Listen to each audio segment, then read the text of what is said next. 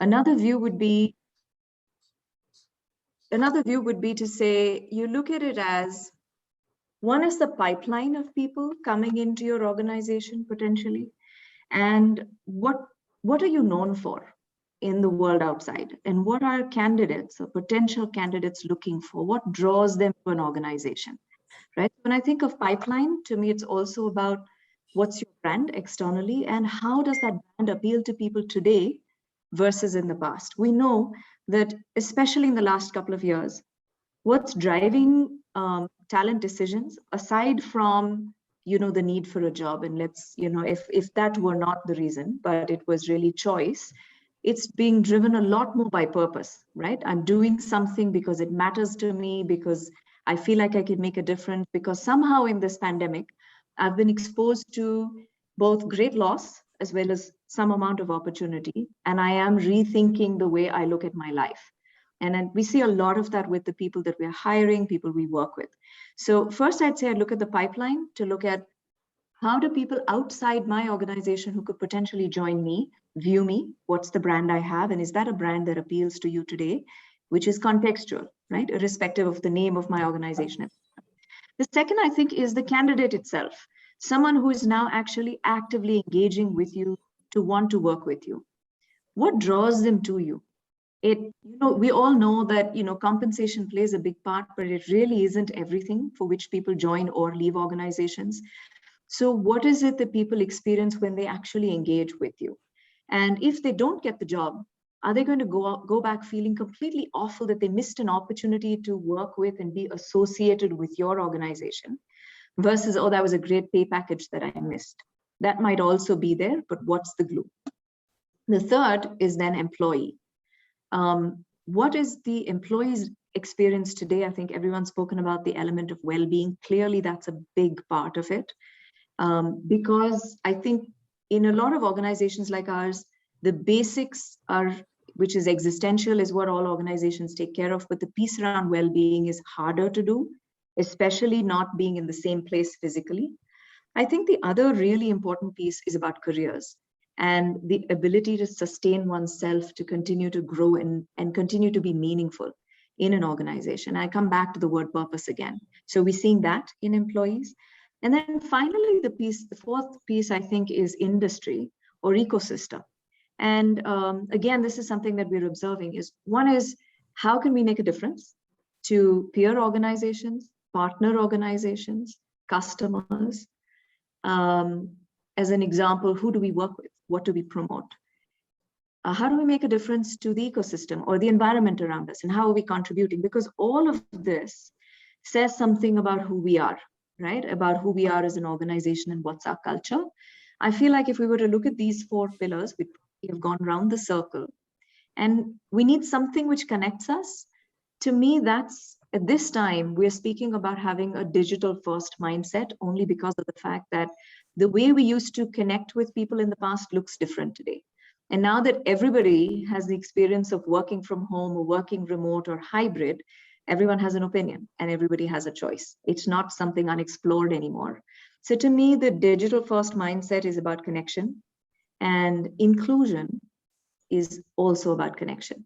And the digital first mindset is also about inclusion. So to me, that's the piece that connects the lot below. Yeah. Well, thank you so much. I think you spoke about different stakeholders, and the human, when we talk about human capital, there are different stakeholders, and how we need to address the differing needs of each of those groups, and how digital can be leveraged for it, or inclusivity can become the way to connect all of these stakeholders. Are there some examples of work that you're doing at Adobe in this space, both the space of digital mindset and inclusivity, that you're proud of and you would like to talk about, which is providing that connectedness and purpose? Sure, absolutely. Thanks. So if I follow the same path of the piece of pipeline candidate employee, I'll tell you that when we hire university graduates, and that's a few hundred every year, obviously the one thing that you think about when you're in university is, when you're doing your internship, for example, or you're going to join a company, it's the glitz and glamour of having this job and going to this fantastic campus, And we do unabashedly sell our campuses because they're beautiful. They're designed really incredibly well, and they're made to be collaborative workspaces. This is what you dream of, right, when you step out of university. But that dream's been very virtual, so to speak, in the last couple of years. I think our entire endeavor to go from a purely in-person experience for several hundred students to it being purely virtual has been fairly overnight, incredible, and we've won multiple awards for being the best organization for university students globally as a result of the work we've done there. What have we done? We've tried to replicate as hard as possible everything that can happen virtually. But here's the fun part. Students that are joining us now don't come from all campuses to Bangalore or Noida, but they're actually all over the country as we are. And so being able to make that connection, through very meaningful content that they engage with us digitally, to me is that digital first mindset. It's not so much about the platform you use, but the fact that what you communicate can be consumed digitally, can be enjoyed and experienced, can even be immersive, is very useful. I'll give you my favorite example. It's really a little drop in the ocean, but we gave out these coloring books to university students last year, Faber-Castell colors and a paint and a book to color. But the number of people who wrote back saying there's such an incredible thing that they were actually spending time zooming in on themselves, thinking about what they were doing, pacing out, gaining some kind of mental peace, and also exchanging with one another. Who would have thought a coloring book and pencils could do that?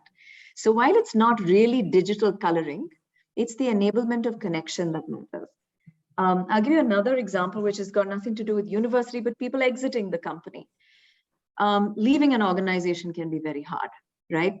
For the organization, for the individual, for teams. The process sometimes can feel very cold and disengaged, but we've made that almost entirely digital. And this is using Adobe products to make sure that the entire exit process, all of the paperwork, all the conversations can be enabled wherever you are, and a way for us to be able to just maybe gather hardware that you have with you. Feedback we're hearing from our employees who've left we should not be hearing any feedback if they're really not happy with us, but we are getting such positive feedback to tell us that this was the most seamless exit. My God, I love Adobe.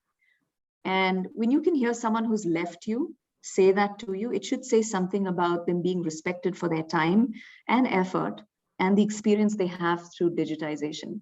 So really closing thought here is digitization can seem impersonal, but I think there is a multitude of ways in which it can connect with you so well to be both timely as well as relevant that you can feel more connected that way than any other. And those are some of the examples that I have. There are many in between, but I thought I'd give you one at the beginning of someone's career and one towards the end of their journey of employment with us. Thank you, Amrita. It just reminds me of one of my favorite examples of the usage of digital mindset and inclusivity. And, this is something that TCS had announced some time back. They had almost said that at the entry level, we actually want to re-examine our need to go to campuses. And this was pre-pandemic days, right? They said, by going to campuses, we are actually limiting opportunity. When we use the digital medium, our outreach to anybody who has the potential to work with TCS is that much more. And by doing so, they have leveraged technology to make the process of employment or opportunity extremely inclusive. And for me, that seems like, providing opportunity and providing opportunity inclusively using technology seems like a very good lever for 360-degree, human capital development. So you just triggered that, thought for me. I'm going to move a little bit further and ask, Neelu, you spoke about, employee experience, and Amrita started touching upon aspects of employee experience, the entry experience, the exit experience, and so on. But what does employee experience really encompass at Genpact, and what are some things that you think you're doing differently and it's having an impact? Sure. This works very well because Amrita's talked about entry and exit, and we're probably doing something on the similar lines, so I won't dabble into that space. But I'll touch upon a few in the middle. And one of the areas I'll probably start with is the essence of capturing employee sentiment today. Today, we know that employees, their emotions, their feelings, their perspectives keep changing. You know, our traditional approaches earlier to be able to capture this were employee engagement surveys. And we thought to do this a little differently and see if there's a way for us to capture the sentiment real time. Because we know today what an employee feels completely impacts the way they behave. That does impact their actions at work and eventually impacts performance. And for us, that really means that we may not be able to deliver to what we've committed to our clients. So we leveraged digital technologies and introduced an industry recognized AI platform. It's actually a chatbot. It's an AI driven chatbot that connects with our employees at different opportunities as part of their life cycle in the organization. So it really connects with them and asks them relevant questions at different moments that matter. So it could be when they've just taken up the new job or a role, when they've finished 3 months and moved into production, or when they've got their first reward and recognition in the company, etc. And we call this tool Amber. So what has Amber done for us? We launched this around right before the pandemic, more as a pilot to see if this was a concept that would catch up with people or not, and then realize the value of it throughout the pandemic, given the fact that we were able to really connect with all our employees then. What this did for us was we saw a far number of employees actually interact with Amber based on those questions that we asked them. And those questions were related to all the motivation and drivers that we see for an employee today. So it could be about manager support, it could be about leadership connect, it could be about the quality of their work, it could be about team bonding and synergies, wellness, their kind of social responsibilities that they would like to partner with, and so on. And what the chatbot did for us is that it analyzed all this information and shared insights with the leadership team. And it's an anonymous survey, but the inputs and insights actually go to the 1/1 and the leadership in that particular group. And through these insights, we were able to tailor make our engagement activities and make sure that we were converting these unhappy employees in some form or shape to happy employees. So this has been a pretty big success for us. There's so much that we're constantly learning from our employees on what matters the most to them at this point in time. And I think that's actually helping us redefine that employee experience that we've been talking about. Oh, so Amber is the gateway to the always connected employee. Oh, absolutely. Right? Yeah. Absolutely. So I'll talk about another example, and it's a very recent initiative that we launched. It was one of the feedbacks that did come out from Amber for us. In a virtual environment, we don't get a chance to hold those water cooler conversations that we did in our office spaces anymore. And that kind of connect, which really helped making decisions quicker, collaborating easy, building relationships, etc., it just kind of vanished from the scenario. So we decided to leverage digital technology again, and we introduced a virtual assistant called Water Cooler. So what this virtual assistant does is that it taps into the people that you regularly connect with through Teams, through Zoom, through emails, etc. And at an ad hoc basis sets up a meeting request for 15 minutes in your calendar. So I could be working and suddenly I get a pop-up because I've probably sent an email to Ruchira around 4 weeks ago, and I haven't connected probably with her after that. So it pops up and says, it's time for you to connect with Ruchira, just 15 minutes. So she gets the meeting request, I get the meeting request. We both come in together for those 15 minutes and have a great chat. I've started getting something like that, but I'm still adapting to it. I have actually no idea what. Every day this week I got some message like that, but I have to learn how. I have to reskill myself to use it appropriately. Sure. So just a couple of examples I'll leave you with. No, thank you, Neelu. And I again, I think you've given me the opportunity to go to Ruchira and ask her. You spoke about the whole remote culture and a lot of different ways of engaging with employees coming up during that. And Ruchira, you mentioned two things that I wanted to pick up on. One was the whole thing around flexibility, and I want to ask you in an industry which is considered essential services, and you probably had everybody, in the office or working, maybe 24/7 for a period of time. How did you manage to bring in that flexibility? How are you thinking of making it sustainable for your employees? So I think that was the first question. The second one is a little bit more about the knowledge capital and how you want to harness the knowledge capital. So if you can talk about these two and how you're doing it at Kotak. Sure, Shanti. So let me spend a couple of minutes on how the workforce in insurance really works, the entire landscape, and how it has really shifted.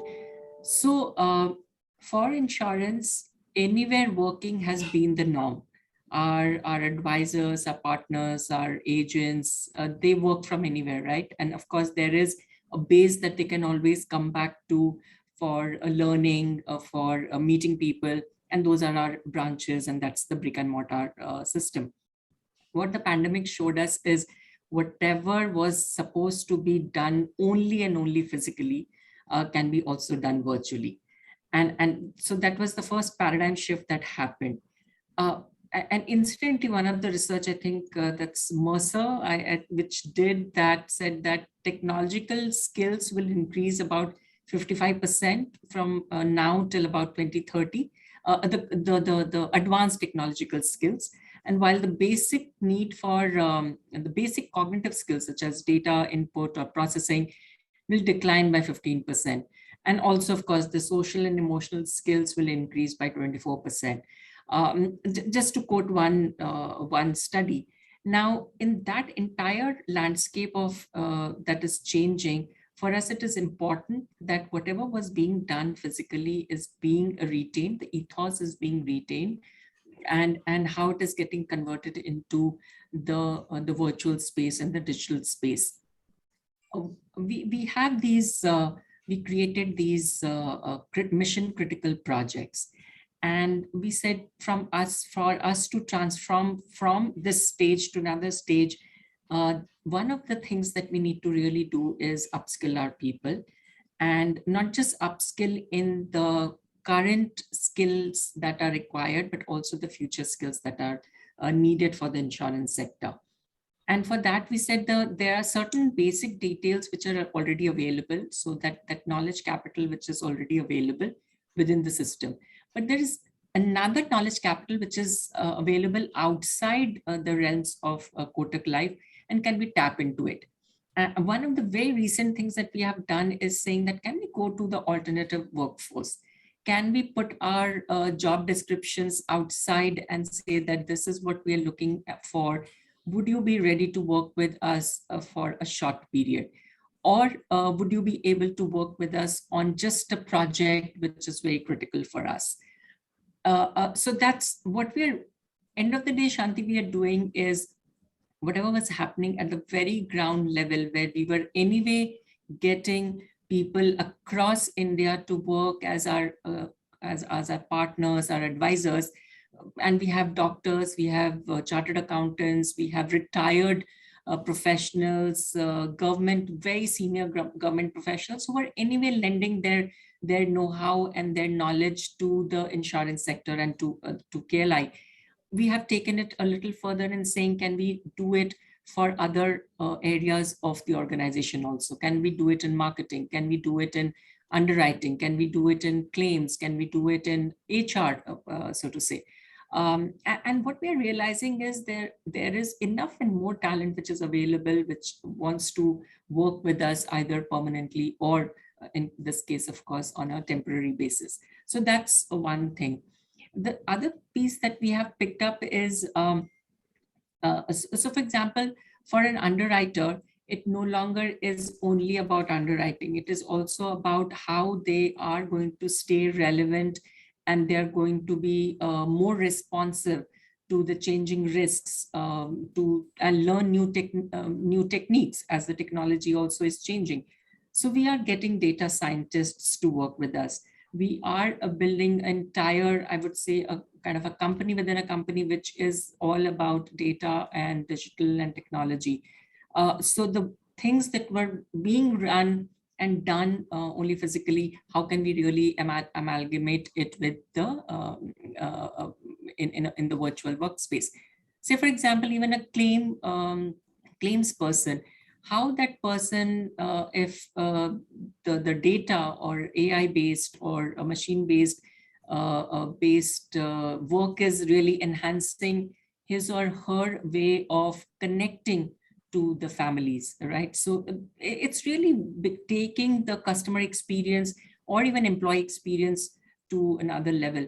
Incidentally, I must also share that our employees, connecting with employee, the tool that we use is also called Amber Nilus. So end of the day, I think all of us are talking about the same thing, but and getting things done. What also is standing out for insurance, and the third piece that is standing out for insurance, is also a workforce on demand, which is available to us at any given point of time, be it freshers, be it fresh graduates from universities, be it, as I mentioned, extremely skilled data scientists, or technology experts who are ready to extend their knowledge, their know-how to the organization on specific projects or specific areas. I think flexibility and the knowledge ecosystem and how you're going to harness it by bringing about the concept of flexibility and choice, which employees want, or certain types of employees want, and the organizations need to bring in knowledge specialists, or specialists in certain areas for specific projects. May not be the full-time employment, but still making them gainfully employed for a period of time using the skills that they are best at, giving them the choice of working on terms that may be different from that of a permanent employee. So these are all new work models that are evolving, and traditionally we were thinking that these are most popular in the technology industry. It's great to know that it's beginning to creep into the non-technology industries as well, and in non-technology jobs. And you spoke Absolutely. about underwriting and claims and so on. So it's great to hear. Shanti, if I may just add one very critical workforce, which is now opened up a lot of opportunities, and such a win-win situation is really the second innings. Women who had taken a break and may want to start again coming back to work in whichever way. Now they don't have to really come back to a brick and mortar office to lend their expertise. They can work from anywhere. And that also is another area that we are tapping, right from the Salesforce bit to the huge knowledge workers, so to say. So that's another piece which is has opened up big time, but with a twister, because here again, we have a small pilot that we ran. We also realized that the modus operandi has to be completely different. The ethos of engaging with them, as Amrita was earlier talking about, has to be completely different than earlier days, pre-pandemic. We have to be much more cognitive towards their own requirements, where their kids are still studying from home, right? So how do they really manage that time? It's not just they're available, but the work has not stopped, and it may have doubled because the kids are still studying from home. So that's another twist which we are trying to address and see how we can be more attuned to their needs and still embrace them into the workforce. In the early 2000s, maybe even the late 1990s, JetBlue, which is a budget airline in the US, figured out that all their bookings and customer service jobs can be done by women who are sitting and just using a telephone from home. They don't need to come and worked from a physical office. And they actually found a lot of their employees were from Utah, where women didn't go to work because of some religious beliefs. And that was the large committed pool of workforce that JetBlue hired and deployed. So kind of similar. Like many years ago, circumstances were different. I think JetBlue's motives were somewhat different from what the motives are today, but similar approach or solution that they found. Kiran, I'm going to actually change tracks, and I picked up on the fact that you're really thinking beyond the employee and the much larger ecosystem. And I want to ask you, you've been in the digital world before. Now you are, in a different role. What is this ecosystem you're referring to, and what are some of the things that you are doing to the ecosystem to develop intellectual capital, knowledge capital, human capital? Shanti, see, if you really look at the way pandemic has affected, it has affected all and everybody. So there's no, you can't say that none of us been affected. So I'm looking at a bigger space, because my work is not only with employees and with my office. So we are kind of extended across India, and we work with a lot of social organizations. We come across a lot of social problems and solutions.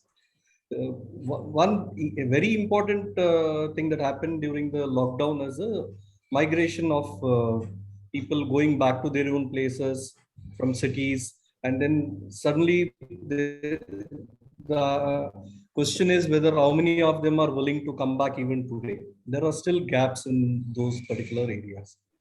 So one thought as a social society we thought is, how do we rebuild their skilling? Because they have to start working and being in the place where they were earlier. So the relocation has affected them in a very peculiar way. Though I belong to my own home, I am a guest, because majority of the time I used to stay in a city working there as a laborer or whatever. So when I go back to my home, though it's mine, I don't have space. So it starts with that. And then how do I sustain myself? What is a livelihood? Because I am accustomed to certain way of working in a city. So a lot of these kind of challenges came up. So we started looking at how do we work with these people on two counts. One is their mental health becomes very important, because this is the stage where they get stressed out and they are also clueless. What next?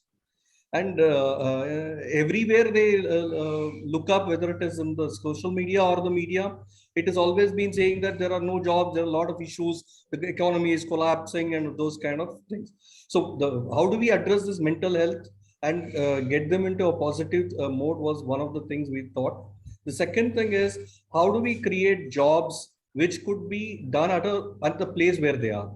So these are the two interventions we took it up, and we not only with ONGC Foundation, with various organizations at grassroots level, we started working with them. And this definitely a lot of results have come up. Now we are finding a lot of micro entrepreneurs coming out of this whole initiative, and people are going back to farming with the knowledge of whatever they had of the market, because they were part of urban society. So this is one major thing that happened. The second important thing that happened is a digital divide that created because of the online education. There are huge, if you look at 4.4 crore people, students are studying in government schools. So how are they going to learn? In the last 2 years, not many of them had that opportunity to get digitally connected, though there are attempts made. So what we did is we also tried working on the cluster model to see that can volunteers go and lend their phone for a particular 1 hour in the evening, and also work with the teachers to see that whether the teachers can come during the time when the parent is back, because the availability of phone is there only when the parent is back. So these kind of things we started looking at it, because when you look at, if there is a gap of 2 years of learning in a child, how it will impact. And we are one of the youngest societies. As a country, we are the highest population is in the bracket of youth. So how do we manage this? This is because tomorrow these are the people who are going to be our capital, human capital. These are, if there are dents now, then it is going to affect rather impact the future. So we started working on these kind of things so that we don't get them out of the learning space. It may not be 4 hours, 5 hours, but at least can we engage them for an hour? And wherever we had our own schools, we started telling the school teachers there, don't look at from your children only. Look at the community children. When you go there, you not only children from your school, but if there are other school children, sit with them. Use this facility, whatever we are providing to educate them also. So a lot of innovative practices came out from the field itself, because these are things which like inventionism, when there is necessity, lot of innovation happen. So this is how we looked at it. And I find, yes, there is a lot of need in our own organization. We are a PSU foundation. We were not digital. Today also our files and documents are paper. So suddenly when we shut down, and that is when there is a lot of requirement of funding, because we had to do the relief work. So the entire team, they were not tuned or trained to work on digital mode. And none of us had even laptops, spare few personal laptops. So my team started working using mobiles. We had to create a lot of big documents. And again, see, it's a paper and a pen organization, means you need to have signatures for everything. So there is no scanner, there is no printer. So this kind of lot of challenges. But then we made some jugaad, and we saw that because relief has to happen that day. It cannot happen after 1 year. So the entire force realigned, we borrowed, went to the neighbors, did whatever it was required, but then the force started working. Today we are better prepared. But then when it happened, this was a lot of learning for us.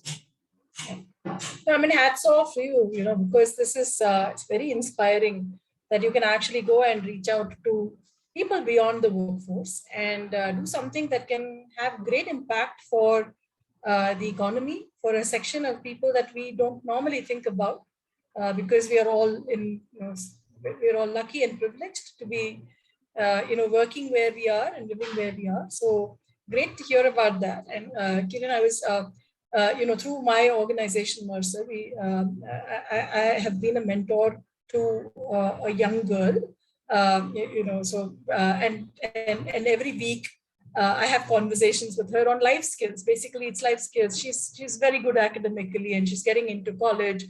So it's basically life skills, confidence, motivation, leadership, all of those kind of things.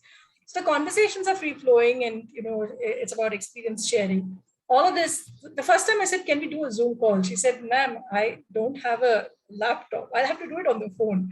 And so we've been doing it on the phone. So I still haven't seen how she looks. But I do it on the phone, and I know that she's putting it on speaker. Because as I'm sharing some of my personal stories, they're giggling, they're reacting, it is a very different experience, and there's a lot of joy in it at a personal level. So thank you for sharing that. And I think I do want to wrap up this conversation by asking, Neelu, Ruchira, Amrita, stepping out of your professional shoes, what do you see as the biggest, issue personally to address when it comes to human capital? And what are your ideas around a solution? So maybe Ruchira, we can begin with you. I can see you on the screen. So. All right. I think managing change with a very high degree of emotional quotient is the biggest issue that needs to be addressed right now. One of the mainstays will be to increase the organizational resilience while keeping people at the center of the strategy.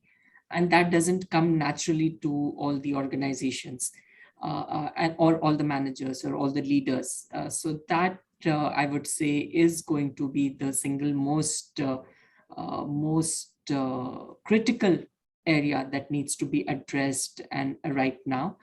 The second thing, though you asked only one, I think I would also want to add the agility in redesigning and rethinking the rewards model, the compensation model, I think also needs to be there, because the way the world is changing, the way the customers' expectations are changing, and as a result, the employees' expectations and their deliverables are going to be aligned to what the business world is going through or the customers are wanting.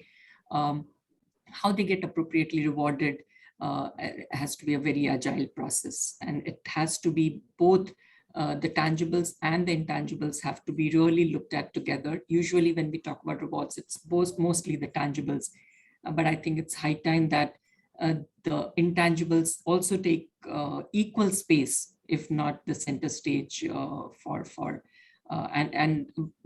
that managing change with the high emotional quotient and resilience. I think the reward strategy has to be one of the key pillars around which this has to happen.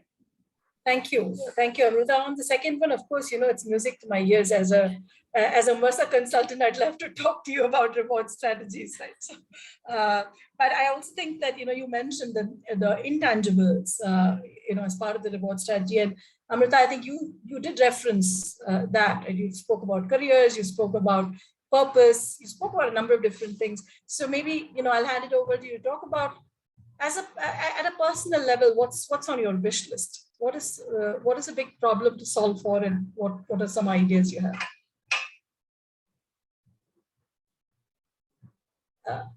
Amrita, you're on mute.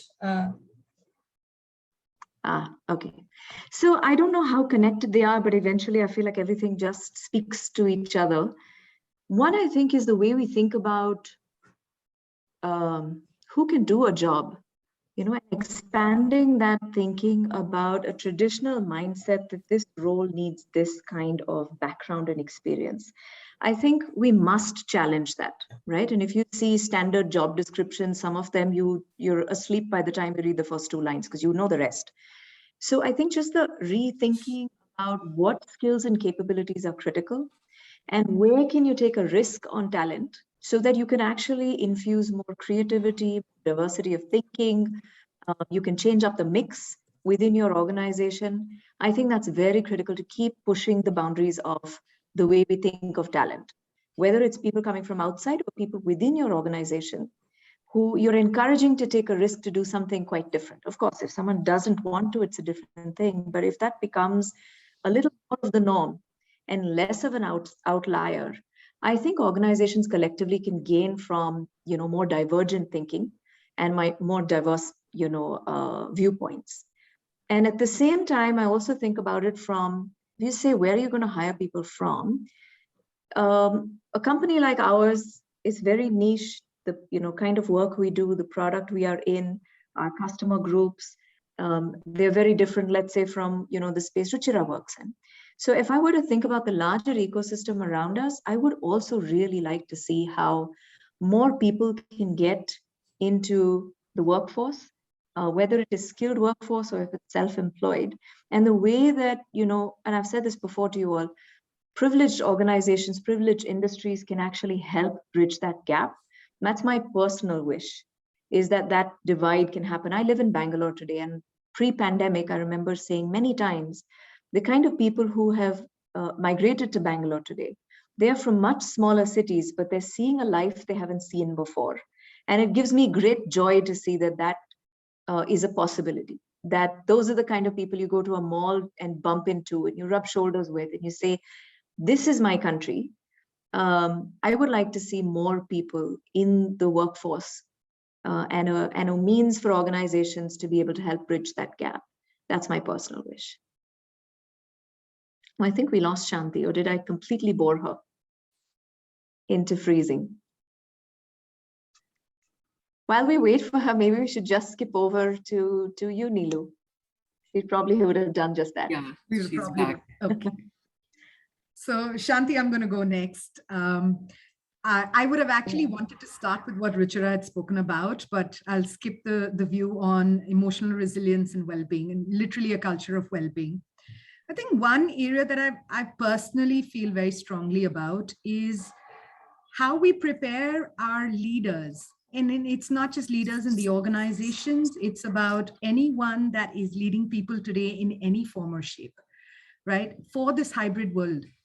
I think there's a lot of focus that happens on being able to prepare our employees today with the tools and technologies, but some way, the way we define people leadership needs to change. And we need to be able to prepare them. The challenge we're going through is that they're experiencing this as much as the employees today are experiencing it. So they're literally on a parallel track. But how do we really find a way to help them catapult, cross this chasm a little quicker, faster than the rest of the organization, than the rest of the people? And this could be in anyone, a manager, a project manager, it could be a people leader in an organization, like I said, it could be anywhere. How do we help them do that? Because otherwise we're always going to be playing a catch-up game for them. And they're also a group that's burning out, and we're probably not realizing the kind of stress and strain that's going into them to be able to run the show. So that would be my personal focus area. Thank you so much, Neelu. And apologies for the technology glitch in between. But I think it's been a very invigorating, open conversation. A lot of good things that each of us is doing, and thanks for sharing all of those. Many of those I think we intended to do even before the pandemic hit us, but the pandemic just heightened our sense of awareness around several things, about flexibility, about choice, about inclusion, just about I think looking at people within the organization and their families and the ecosystem around us, and it just enhanced the sense of purpose for which organizations exist. And in a single line, at Mercer we say it's about balancing, economics with empathy, and I think that's kind of what it is all about. So let me just say thank you very much for this discussion, Amrita, Ruchira, Neelu, Kiran, and let me hand it back to Sukanya. Sukanya, I think we are hopefully on time. Yeah, you're very much on time, and I thank you all for that. WEF would like to thank you all and award you with the E-Awards. As your discussion, we have also tried to keep in pace with the technology. Yeah, and these will be sent to you in a fortnight. I would like to read out. Shanti Naresh has been awarded the Leader of the Decade Award, and Ruchira Bharadwaj, Amrita Madaya, Kiran, and Neelu Chawla are awarded the Exceptional Leader of Excellence Awards. I thank you very much for the insights you have given us on this topic. Thank you once again, and it's been a pleasure to hear you all on this session. Thank you very much. Thank you. Bye. Bye. Thanks, Thank you, everybody. Thank you, Thank Sukanya. you. It's been wonderful. Thank you. Thank you.